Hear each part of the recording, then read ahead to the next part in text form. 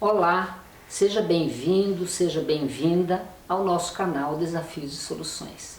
Lembram-se, na semana passada nós publicamos uma entrevista com a arquiteta Cláudia Meyer, falando justamente da importância do profissional de arquitetura, também do engenheiro, nós mencionamos, no acompanhamento da decisão, desde o terreno, do imóvel pronto, enfim, coisas que nós entendemos, nós que queremos construir, que somos leigos, né, entendemos pouco e podemos ter muitas dores de cabeça se não formos bem assessorados.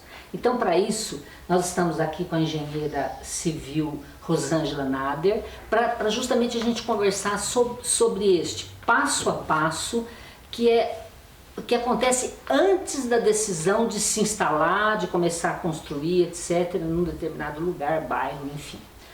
Né, Rosângela? Se não for feito isso, dá dor de cabeça, não dá? Dá, gente, e dá muita dor de cabeça. Então, assim, sim, estão tentando comprar o terreno ainda? Vamos pensar na sondagem, que a gente não sabe o que a gente tem lá embaixo. A gente pode ter rocha, pode ter pedra, pode ter água.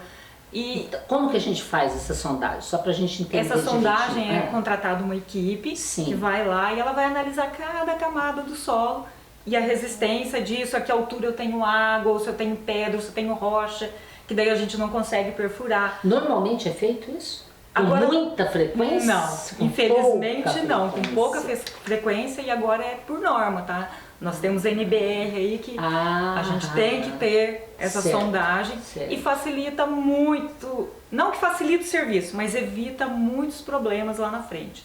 Porque às vezes a pessoa não faz, tá com todos os projetos prontos, contrata uma empresa de perfuração e chega lá não dá para furar. Aí tem que voltar, recalcular todo o estrutural de novo. Às vezes até compromete o arquitetônico, dependendo do caso. Você indicaria o quê? Que a pessoa, antes de comprar o terreno, já tivesse essa consultoria? Seria o ideal. E já fizer, mas isso não ocorre. Isso não ocorre. A pessoa compra, negocia, ficou barato, ficou bom o negócio. Exatamente. E vai tocar a obra e aí começa. Exato, a hora que começa a aparecer os problemas é que a pessoa vai se preocupar com isso.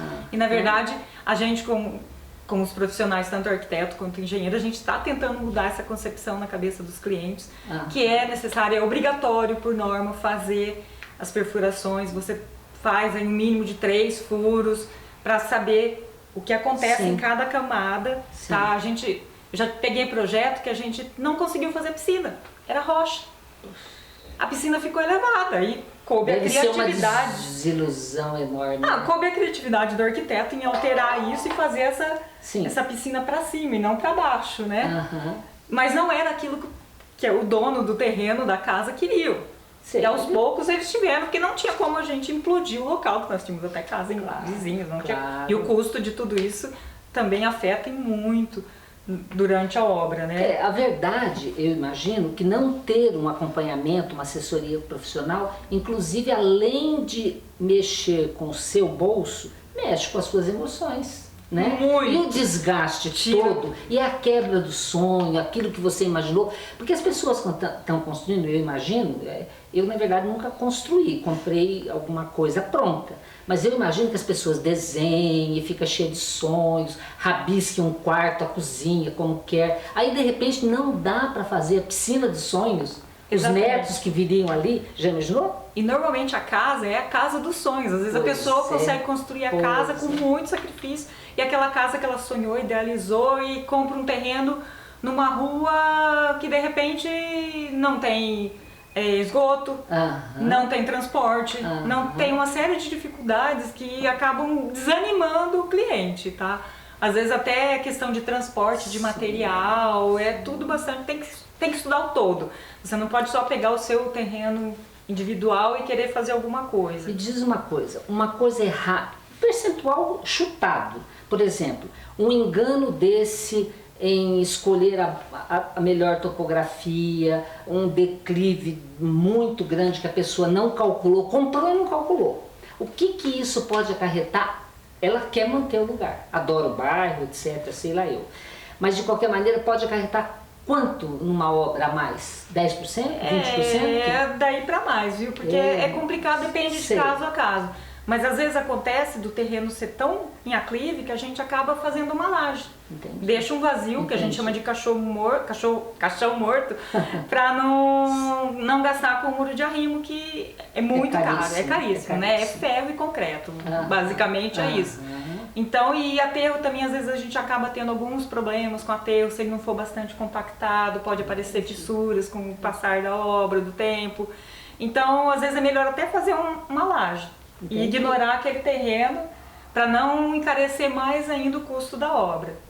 Diz uma coisa, num passo a passo, isso é só para quem está assistindo, interessado e quer saber assim, o que eu faço primeiro. Tá bom, a gente já falou que é muito importante ter um acompanhamento profissional, mas por que fases a gente passa para se chegar a definir, se a pessoa super confiar em você?